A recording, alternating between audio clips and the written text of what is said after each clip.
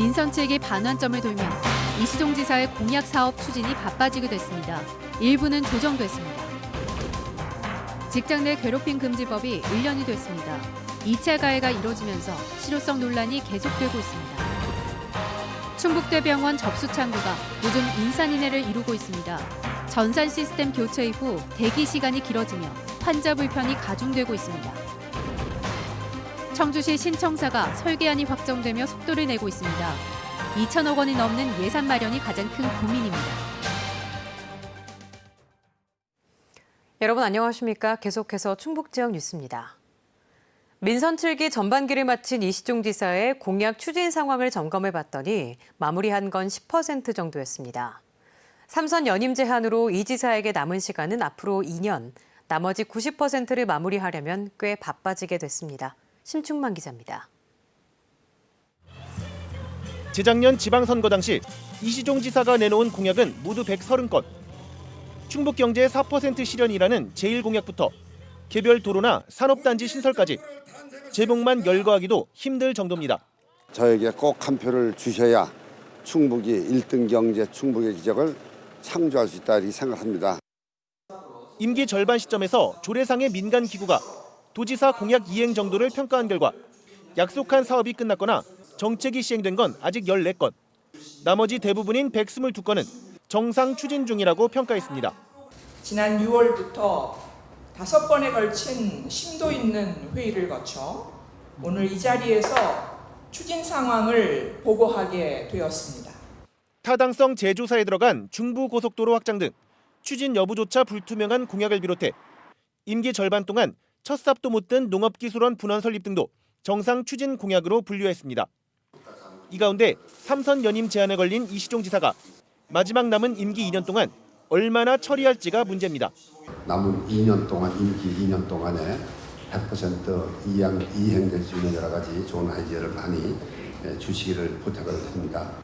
이에 따라 국립묘목원 조성 등 6개 사업은 규모를 최대 절반 이상 줄이는 등 당초 공약 내용을 바꾸기도 했습니다.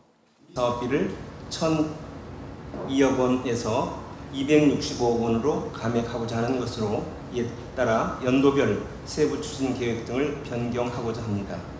한편 충청북도는 농업인 기본소득 보장제나 청주공항 천안 복선철도 등 4건은 솔직히 너무 늦어지고 있거나 현실적으로 불투명하다고 인정했습니다.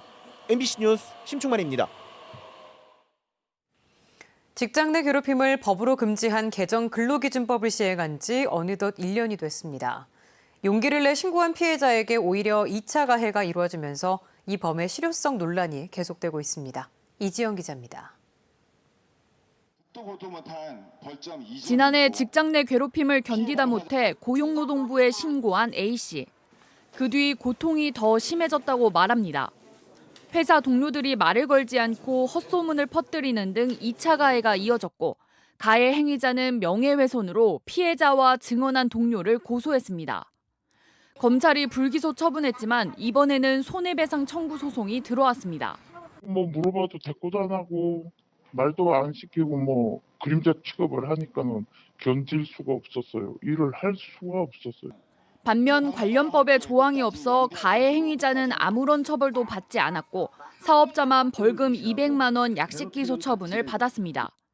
직장 내 괴롭힘 금지법 시행 초기부터 예견된 일로 실효성을 지적받는 이유입니다. 행위자가 아닌 사용자에 한해 직장 내 괴롭힘을 신고한 피해자에게 오히려 불리한 처우를 했을 때만 처벌할 수 있도록 하기 때문. 지체 없는 조사와 피해자 분리 등 예방과 보호 조치를 하지 않아도 과태료조차 받지 않습니다. 이렇다 보니 한 민간 공익단체가 최근 진행한 설문조사 결과에서는 절반 가까운 응답자가 직장 내 괴롭힘을 경험한 것으로 나타났지만 실제 신고에 이른 비중은 3%에 불과했습니다. 상호 존중할 수 있는 직장 문화로 정착시키기 위해 여러 가지 부분이 돼야 되는 걸로 저희는 인식을 하고 있고요. 강화하는 것만이 목적이 되는 건 아니고 신고해도 나아질 것이 없고 오히려 불이익만 받을 것이라는 두려움. 피해자가 또 다른 피해를 걱정해야 하는 게 현실입니다. 직장 내 괴롭힘을 받지 않고 안전하게 일할 수 있는 권리, 인간의 존엄성이 훼손되지 않고 일할 수 있는 권리가 있기 때문에 그것을 보장하는 게 되게 중요하고요. 직장 내 괴롭힘 금지법 시행 1년. 전문가들은 제도 개선과 더불어 직장 내 인식과 분위기 또한 반드시 바뀌어야 한다고 강조합니다. MBC 뉴스 이지연입니다. 경북 상주지주조합이 대구지방 환경청에 문장대 온천 관광지 조성 사업 재검토를 의뢰하면서 충북 도민들이 반발하고 있습니다. 괴산군의회 김낙연 의원은 5분 발언에서 이미 2번이나 대법원에서 패소했고 협의 요건을 갖추지 못해 반려된 사업을 또다시 추진하는 건 명백한 도전이라며 강하게 비판했습니다. 문장대 온천 개발 저지 대책위원회는 긴급 대책회의를 열어 대규모 집회를 계획하는 등 총력 대응을 예고했습니다. 최근 충북대 병원에서 접수 한번 하려면 1시간 가까이 기다려야 하는 혼란이 빚어지고 있습니다. 전산 시스템을 교체하고 나서 생긴 일인데 병원 측은 안정화 과정이라 어쩔 수 없다는 입장입니다. 이채영 기자입니다. 평일 오전 충북대병원 접수 창구. 14개 창구가 꽉 막혔습니다. 이미 대기 인원이 100명 가까이 찼지만 번호표 발행 창구는 인산인해를 이뤘습니다. 수납이요. 수납이 100명 넘어서 제가 그럼 대생명으로 뽑아드릴게요. 무인 수납 되나 한번 물어보세요. 이달 초 새로운 전산 시스템이 도입된 뒤 벌어지고 있는 일. 환자들은 접수를 할 때 또 수납을 할 때 기다리다 지칩니다. 무한정 기다리고 있는 거지. 20명 남았네 아직 20명. 환자들이 기다리게 한다는 건 이건 잘못이지. 보다 못해 직원에게 항의를 하기도 하고 왜 이렇게 오래 걸려요? 안전인이 어쩔 수가 없어요. 지금 저기랑 안 맞아가지고 맞춰가면서 하는 거라. 무인 창구 이용이 익숙하지 않은 사람들도 불만을 토로합니다. 창구에서 해야 된다는데 100명이 있대 앞에. 해준다고 하더니 번호표 뽑아가지고 여기는 창구에서 해야 되는데야. 창구에서. 지금 우리는 여기서 안 된대 이거는. 정부가 추진하는 의료기관 진료정보 교류를 위해 전산 시스템을 새로 도입했는데 아직 다루기에 익숙하지 않기 때문이라고 병원 측은 해명했습니다. 안정화를 위해 일주일간은 평소의 30%가량 외래 환자를 적게 받을 정도였습니다.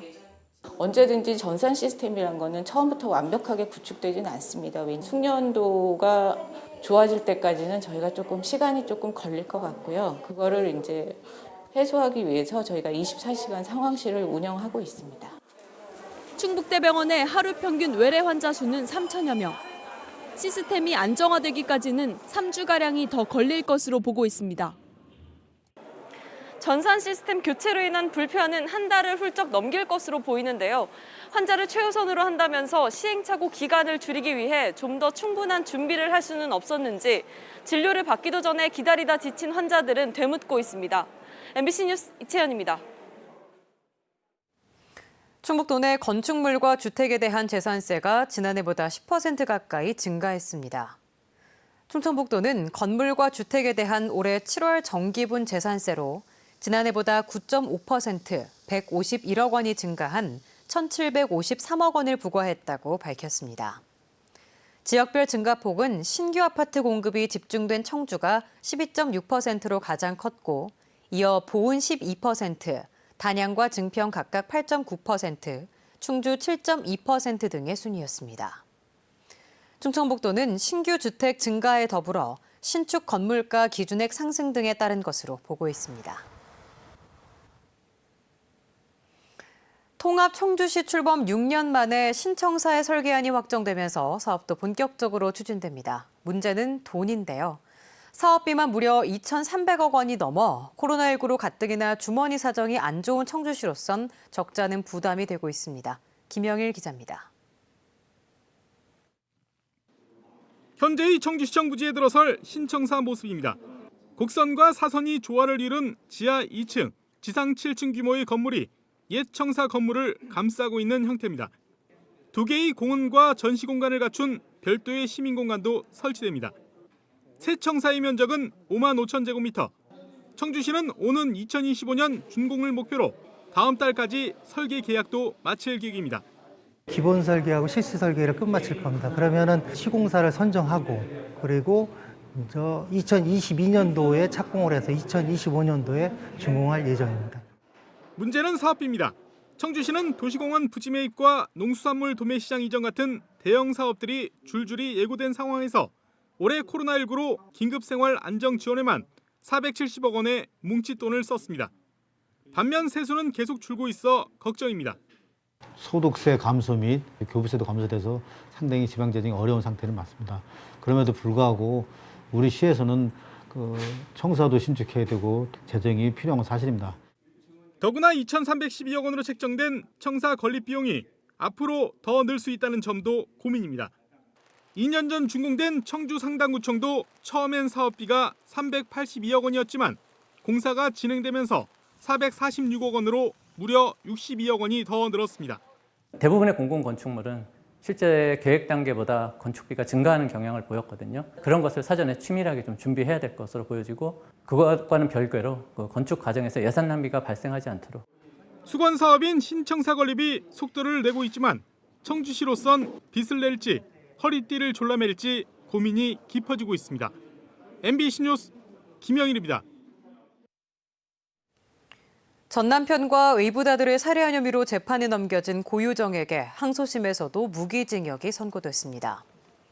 광주고법 제주 1형사부는 피고인 고유정에 대한 항소심 선고 공판에서 전 남편 살인과 사체 손괴 유기죄를 적용해 무기징역을 선고했습니다.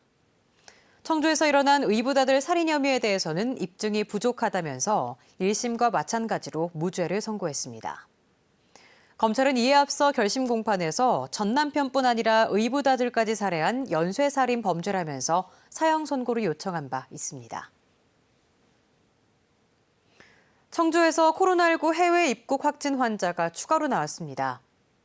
충청북도는 어제 이라크에서 인천국제공항으로 입국한 40대가 청주시 상당보건소에서 이루어진 검체 채취 검사에서 확진 판정을 받았다고 밝혔습니다. 입국 당시 무증상이었던 해당 확진 환자는 충청북도 자치연수원에 격리됐다 청주의료원으로 이송됐으며 도내 접촉자는 없는 것으로 알려졌습니다. 올해 괴산고추축제가 비대면 방식으로 열립니다. 괴산축제위원회는 오는 9월 3일부터 나흘 동안 유기농 엑스포광장에서 열려던 고추축제 프로그램을 전면 취소하고 현장에서는 농산물 직거래 장터만 드라이브스루나 워킹스루 방식으로 진행한다고 밝혔습니다. 다만 축제 분위기를 유지하기 위해 온라인 스튜디오를 운영해 각종 이벤트를 중계하는 방안을 검토하고 있습니다. 올 상반기 충북 수출액이 전국 지자체들 가운데 두 번째로 높은 증가율을 보였습니다. 청주세관에 따르면 올 상반기 충북 수출액은 114억 4천만 달러로 1년 전 같은 기간보다 4.7%가 증가하며 대전에 이어 전국에서 두 번째로 높은 증가율을 기록했습니다. 같은 기간 전국 수출액은 11.3%가 감소하며 무역 수지도 41%가 줄었습니다. 충청북도가 대기질 개선을 위해 무공해 자동차 보급을 확대합니다. 충청북도는 올해 전기자동차 1000여 대와 수소자동차 600여 대, 전기 이륜차 170여 대 등 모두 1,900여 대의 무공해 자동차를 보급할 계획입니다. 지역별로는 청주 600여 대, 충주 500여 대 등이며 오는 2023년까지 충북의 18곳에 수소 충전소를 지을 계획입니다. 충북지역 뉴스였습니다. 고맙습니다.